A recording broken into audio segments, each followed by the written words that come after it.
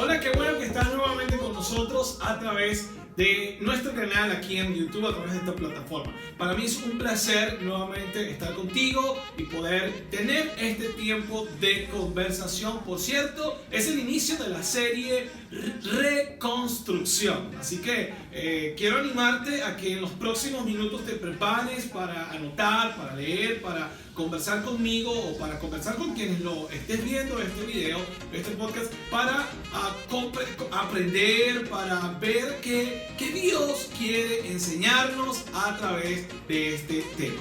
Antes de eso, quiero dejarte con una breve información muy importante para ti.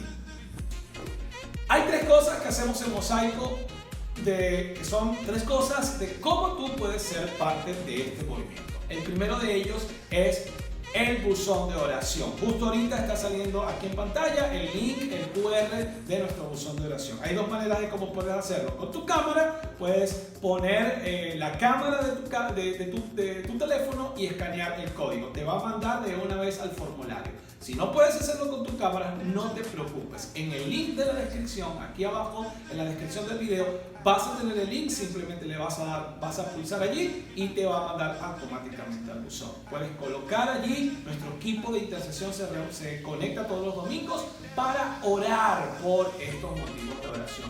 Oramos creyendo que Dios puede obrar a favor de nosotros. La segunda cosa que hacemos, lo hacemos a través del movimiento en movimiento, y es el kilogramo de amor. Damos a los demás de lo que se nos es dado, damos a otros. Y queremos invitarte a que tú puedas ser parte de esto, preparando 1 kilo de lo que tú tengas para dar a otros. Sencillamente conéctate con alguno de nosotros, escríbenos, mira, yo tengo algo, ¿dónde lo hago llevar? Y te damos toda la información de cómo puedes hacer llegar el kilogramo de amor y hacerte parte para con lo que tienes ayudar a otros.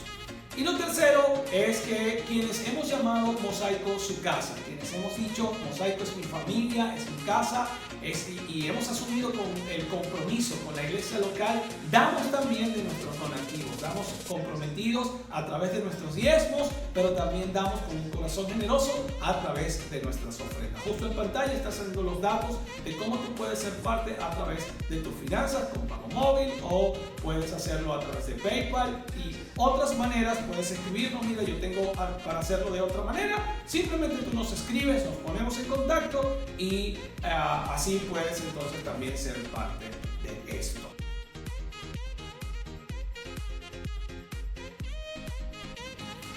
A todos en esta vida nos ha tocado reconstruir, o de alguna manera estamos reconstruyendo algunas cosas, incluyendo nuestra propia vida. Algunos han reconstruido su casa, han reconstruido su carro, quizás te ha tocado reconstruir, te tocó en tu infancia, o si eres un adolescente que me ves, te tocó reconstruir un juguete pues que dañaste, que le dañaste a tu hermanito, que le dañaste a tu primito, o le dañaste a tu sobrino. Como también a lo mejor podrás estar recordando ese jarrón de la abuela que por alguna situación de la vida tropezaste, se rompió y bueno, tenías que reconstruirlo porque en ese jarrón casi que de reliquia estaba casi que toda la vida de la abuela. La verdad es que al final de todo esto es que a todos nos ha tocado reconstruir. Y en este tiempo en particular, a todos nos ha tocado reconstruir nuestra dinámica de vida. Pues la dinámica vino para cambiar los planes y en algunos casos hasta para destruirlo.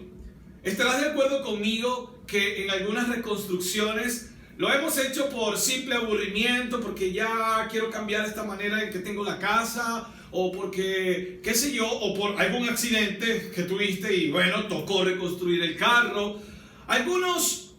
En algunos casos, quizás la reconstrucción ha tenido que ser forzada por decisiones no muy acertadas que hemos tomado y pues tocó reconstruir. En otros casos, la reconstrucción ha sido porque Dios te ha llamado a reconstruir, porque Dios te ha mostrado de alguna manera, has podido comprender o entender que tienes que hacer algo, tienes que cambiar algo en tu vida, tienes que reconstruir una relación, tienes que reconstruir tu matrimonio, tienes que reconstruir a la empresa donde trabajas o la empresa a la que tienes. Y Dios te ha indicado, te ha dicho, hey, tienes que cambiar, tienes que reconstruir. Y cuando digo y expreso esta idea del llamado, quiero decirte algo importante. Ese llamado es algo que Dios pone en nosotros, es como una carga, es como una convocatoria que Dios hace. Y básicamente o prácticamente cuando Dios hace ese llamado, siempre va mucho más allá de nosotros mismos e involucra a otros. Hay tres maneras, o por lo menos como yo lo he estado percibiendo, hay tres maneras de reconstruir. Una manera es a mi manera, ¿sí? O sea, como yo pienso que debería hacerlo. Otra es a la manera de otros. Y una tercera es a la manera de Dios. A nuestra manera, en muchos casos, está impulsado por nuestros deseos egocéntricos de tener lo que queremos, porque sí, sencillamente porque nos da la gana y sin importar a quién o qué nos llevemos por delante. Y lamentablemente, en la mayoría de los casos, las cosas no terminan nada bien. El proverbista, hijo del salmista David, el proverbista Salomón, dijo lo siguiente: el orgullo lleva a la deshonra. Y eso lo escribe allí en Proverbios 11. A la manera de otros es esta idea o esta iniciativa o esta inquietud, mejor dicho, más que iniciativa es una inquietud que surge impulsado por, estamos escuchando otras voces o estamos viendo lo que otros tienen y de alguna manera nos sentimos como poco estimados o tenemos una baja autoestima, quizás por una falta de seguridad emocional o una necesidad de aprobación, y entonces empiezas a hacer algunos cambios, a destruir algunas cosas de tu vida que estaban bien, pero como quieres ahora aprobación de de ese grupo, de estas personas, entonces empiezas a reconstruir, empiezas a hacer algunas cosas por querer aparentar o querer calar en cierto círculo social. En algunos casos, esta idea de a la manera de otros tiene que ver con, a veces es la envidia, a veces ese deseo de que quiero tener lo que ellos tienen, o el celo porque ellos tienen algo que tú no tienes, y entonces quieres hacer algo, quieres cambiar, quieres transicionar, quieres reconstruir, porque sencillamente quieres lo que otros tienen. El mismo sabio Salomón, luego en capítulos en los capítulos siguientes, capítulo 14 de Proverbios, lo dijo de esta manera. Él mismo dice, la envidia es carcoma, es decir, cáncer de los huesos. Y pues allí nos damos cuenta que tampoco termina nada bien, frustrados, vivimos ansiosos, vivimos desilusionados, porque sencillamente la razón de querer cambiar o de querer reconstruir no era una razón sólida o no era una argumentación sólida. Y ahí está la tercera. La tercera es a la manera de Dios. Nuestro objetivo con esta serie es poder presentarte, y esta es la que nos vamos a enfocar, es poder presentarte un ejemplo de la historia bíblica, cómo es a la manera de Dios, cómo es que Él desea y Él nos deja algunos principios de cómo reconstruir nuestra vida, sobre todo aquellas reconstrucciones que son ocasionadas por su llamado y propósito. Para esto vamos a ir a una historia en el libro de Nehemías. Nehemías es una biografía, que por cierto, Nehemías fue un hombre real, es un hombre que existió en esa tierra. Quizás si tú me estás escuchando y puedes que no estés muy familiarizado con lo que es la Biblia, pues podrías pensar que se puede tratar quizás de una historia mitológica, o sea, de mitología, o puedes creer que, bueno, es una historia con una moraleja, y no, la verdad es que es una historia real. Esto aconteció Esto fue verdad. Nehemías, esto sucede, Nehemías era un judío que aún después del exilio de Jerusalén del pueblo de Israel a Babilonia, pues eso pasaron algunos años cuando ya Nehemías entra en escena. Y en el momento que la historia que vamos a leer se da en el gobierno de turno que estaba en ese momento, y era del rey Artajerjes, quien gobernaba toda el Asia Menor. En ese contexto, Nehemías era el hombre más confiable del rey. Estamos hablando de un proceso que se dio y sencillamente ya él estaba allí, digamos, posicionado. Él era el copero del rey. Ya habían pasado aproximadamente unos 150 años en que Jerusalén había sido destruida, y 100 años que se les había permitido volver. Mira, fueron exiliados a Babilonia. En cierto momento, entonces, les permitieron regresar, pero ya la ciudad estaba destruida, ya había muchas ruinas, los muros de Jerusalén estaban destruidos, estaban dañados, las puertas estaban dañadas. Entonces, a los 100 años, a los 50 años de esto, más o menos, se les permite regresar. A 150 años antes se les permite regresar. Y luego entonces, ahí está, en Jerusalén se les permitió, esta gente regresó, algunos, no todos regresaron, algunos regresaron, y otros se quedaron pues en donde estaban. Después de transcurrido estos años, Nehemías recibe la visita de su hermano, ¿ok? Se fueron casi 100 años, y en ese tiempo entonces Nehemías recibe la visita de su hermano y se da una conversación. Así que vamos a leer esta conversación, acompáñame, y de allí quiero que prestes mucha atención, porque luego te voy a invitar a que puedas construir conmigo, que podamos extraer junto conmigo lo que Nehemías nos empieza a dar como principios para la reconstrucción a la manera de Dios. A fines de otoño, dice la lectura, en el mes de Quisleu, el año 20 del reinado de Artajerjes, me encontraba en la fortaleza de Susa.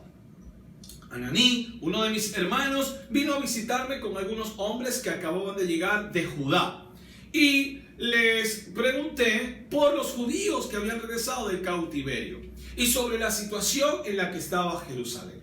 Aquí hago una pausa. Ya sabemos que Nehemías era una persona importante. El hecho de que de que vivía en la ciudadela, es decir, esto es en el palacio fortificado de los persas, pues ya sabíamos que él estaba, digamos, bien posicionado. Sin embargo, su pregunta nos hace saber que el cuerpo de Nehemías estaba en Persia, pero su corazón estaba y su interés estaba en Jerusalén, muchos kilómetros de distancia. Luego continúa la conversación y el hermano le responde: las cosas no andan bien. Los que regresaron a la provincia de Judá tienen grandes dificultades y viven en desgracia. La muralla de Jerusalén fue derribada, las puertas fueron consumidas por el fuego. Y bueno, vuelvo a hacer otra pausa aquí. La noticia que está recibiendo Nehemías no es nada alentadora. Así que Nehemías se quebranta al oír esto. Y mira lo que sucede. Cuando oí esto, me senté a llorar. De hecho, durante varios días estuve de duelo, ayuné y oré al Dios de los cielos. Y dije, mira la oración que hace Nehemías: oh Señor, Dios del cielo, Dios grande y temible, que cumples tu pacto de amor inagotable con los que te aman y obedecen tus mandamientos. Escucha mi oración, mírame y verás que oro día y noche por tu pueblo Israel. Confieso que hemos pecado contra ti. Es cierto, incluso mi propia familia y yo hemos pecado. Hemos pecado terriblemente al no haber obedecido los mandamientos, los decretos y las ordenanzas que nos diste por medio de tu siervo Moisés. Te suplico que recuerdes lo que le dijiste a tu siervo Moisés: si me son infieles, los dispersaré entre las naciones. Y eso era lo que había pasado años antes. Pero si vuelven a mí y obedecen mis mandatos y viven conforme a ellos, entonces, aunque se encuentren desterrados los extremos más lejanos de la tierra, yo los volveré a traer al lugar que elegí para que mi nombre sea honrado. El pueblo que rescataste, le dice Nehemías a Dios, con tu gran poder y mano fuerte es tu siervo. Oh Señor, te suplico que oigas mi oración. Escucha las oraciones de aquellos quienes nos deleitamos en darte honra. Te suplico que hoy me concedas éxito y hagas que el rey me dé en su favor. Pon en su corazón el deseo de ser bondadoso conmigo. Y allá al final nos termina de relatar Nehemías lo que al principio te comentaba. En esos días él era el copero del rey. Nehemías está quebrantado por la situación que está viviendo la nación, sus antepasados o la gente con su ciudad. Escuchando la triste y decadencia situación en la que estaba, él se conecta con una gran necesidad. Él sabía que había algo que hacer para que esa situación cambiara. Él sabía que él no se estaba enterando sencillamente de esas ruinas, de la situación en la que estaba, por simplemente saber, ay, qué triste, lamentarse y ya. Inmediatamente él recibe la carga de parte de Dios, el llamado de parte de Dios, e inquietante porque había que hacer algo. Te quiero hacer la pregunta: ¿qué es lo primero que Nehemías hace después de llorar, vivir la emoción y todo esto del momento? Si tú quieres, tú puedes poner pausa a este video, releer nuevamente el primer capítulo de Nehemías y contarme, y quizás quieras escribir ahí en el chat, ¿qué fue lo que hizo Nehemías? Espero que hayas coincidido conmigo. Orar. Lo primero que Nehemías hizo fue orar. Mira lo que está sucediendo. La ciudad de Jerusalén se encuentra prácticamente en ruinas. Los muros representaban la seguridad de una ciudad, representaban protección. Era tan importante que una ciudad tuviera sus muros bien edificados, sus puertas bien fuertes, seguras, cerradas. Y era como parte de la identidad de la ciudad. En el libro anterior a Nehemías, Esdras, él relata que en algún momento los judíos intentaron levantar los muros, pero fueron desanimados y atacados por sus enemigos. ¿Cuántas veces tú y yo hemos querido reconstruir aquellas cosas en nuestras vidas que no están bien, que están en ruinas, que están destruidas, pero al más mínimo desánimo o al más mínimo adversidad, circunstancia, entonces decimos, lo dejamos intentar, no, ¿para qué? ¿Para qué voy a seguir haciéndolo? Esto no va a funcionar. Vienen esas voces del pasado, vienen las voces de otros y decimos, no vale la pena. Para Nehemías, o mejor dicho, Nehemías hace algo bien interesante. Él inmediatamente, después de llorar, porque vivió su emoción, él oró, ayunó e hizo súplica antes de irse, desbocado a reconstruir porque hay que hacer algo. O él sencilla, él tuvo que tomar una pausa y orar a Dios. Orar a Dios. La acción de Nehemías nos deja algunas cosas importantes y esta es la primera. Recuerda, te estoy dando o estamos desglosando la experiencia de Nehemías, y lo primero que encontramos, y es donde nos vamos a enfocar en este tema de hoy, en la conversación de hoy, es en la oración. Y en esa oración podemos descubrir o podemos denotar algunas cosas importantes que Nehemías nos entrega a la hora, para tomar en cuenta a la hora de la reconstrucción de nuestras vidas y de todo lo que tengamos que reconstruir a nuestro alrededor. La primera de ellas es que la oración es un recurso prioritario. La oración como recurso prioritario. Para Nehemías era una prioridad orar. Ir ante Dios. No solo era una prioridad como tal era una devoción. Nos dice, él escribe que día y noche él oraba por esta situación. Tú y yo queremos reconstruir, pero no sabemos si realmente Dios quiere que lo hagamos. O sencillamente no nos interesa saber cómo quiere que lo hagamos. Nehemías nos está diciendo, hey, vamos, consultemos a Dios. Vamos a ver qué es lo que Dios quiere que hagamos. Algo estaba sucediendo primero en Nehemías para luego él poder ir y hacer algo por otros. Toda gran obra de Dios comienza con Dios haciendo una gran obra en alguien. La oración alivia nuestro estrés. La oración alivia nuestra angustia, quita la ansiedad, me da nuevas fuerzas. Pedro, más adelante en la historia ya de la vida de Jesús con sus discípulos y todo lo que experimentaron, Pedro nos escribe de esta manera.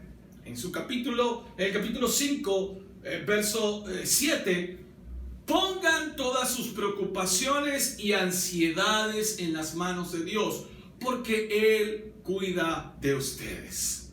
¿Qué te parece eso? Pon todas sus preocupaciones y ansiedades en las manos de Dios, porque Él cuida de ustedes.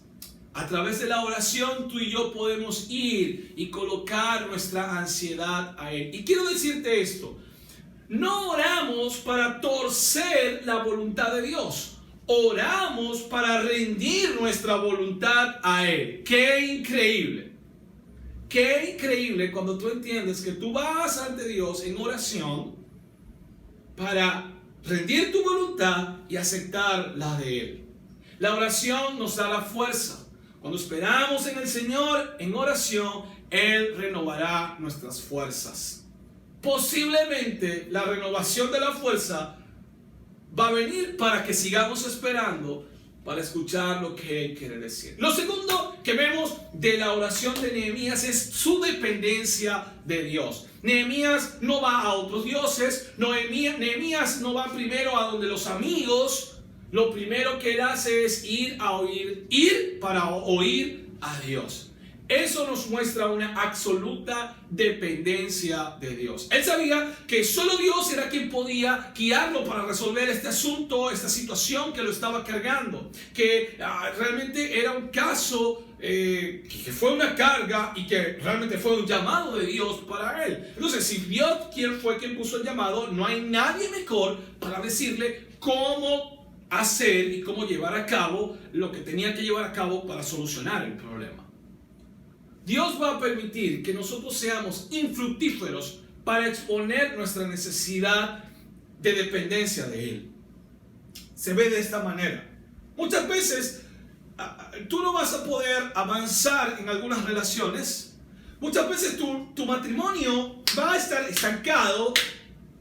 Muchas veces tu empresa no va a resurgir porque Dios quiere enseñarte que necesitas depender de Él. Y te vas a estrellar, nos vamos a caer, hasta que por fin entendamos, aceptemos, asimilemos y vivamos en la dependencia de Dios.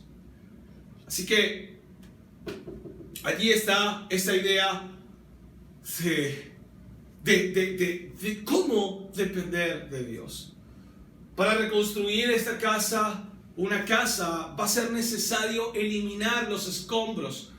Algo que Nehemías hace en su oración es confesar sus pecados. La verdad es que no era que él estaba pecando. Es que lo que pasó fue que él se identificó con el pueblo y no se excusó y sencillamente no se excusó y dijo, bueno, perdona a aquellos que hicieron el mal, que son unos flojos, que no reconstruyeron, que no te obedecieron. No, él dijo, hey, ese es un problema de todo, es mi nación, es mi gente, perdónanos. Él sencillamente se puso en el lugar de ellos y empezó a quitar los escombros internos, y estamos hablando del pecado que había pidiendo perdón. ¿Cuántas veces hemos querido o hemos intentado reconstruir una relación, pero seguimos teniendo un mal carácter, los patrones dañinos y actitudes tóxicas? ¿Cuántas veces hemos querido levantar una empresa, pero volvemos a cometer no tomamos en cuenta lo que nos pasó y seguimos cometiendo los mismos errores y sencillamente no avanzamos? ¿Sabes? Probablemente estás queriendo reconstruir con los escombros allí. Y por eso entonces la nueva construcción que haces está débil, no tiene las bases correctas, no tiene el sustento correcto y sencillamente a poco tiempo se va a caer. Para depender de Dios será necesario quitar los escombros. Y lo último entonces que Nehemías nos muestra allí en su oración es que conocer lo que Dios dijo me habilita para interceder por mí y por otros. Y esto es una poderosa razón, una poderosa manera para acercarte a Dios, para acercarse a Dios, pidiendo que Él recuerde sus promesas. Es como que, recuerda que prometiste esto. Bueno, lo que yo pido es que puedas hacerlo. Sin duda es un gran secreto en la oración, suplicar las promesas de Dios. Y probablemente los padres que nos acompañan, que me ven, o algún tío que prometió algo, o tú, no sé, que prometiste algo, puede ser molestoso que cada vez esté diciendo: hey, recuerda que me lo prometiste, ¿ok? Y tú, bueno, sí, ya está bien, bájale 2, yo te lo voy a cumplir. Recuerda, mira la situación. Qué diferente es Dios. A Dios le encanta que podamos ir y recordar lo que Él ha prometido. Y pues lo dice en el Salmo 81:10.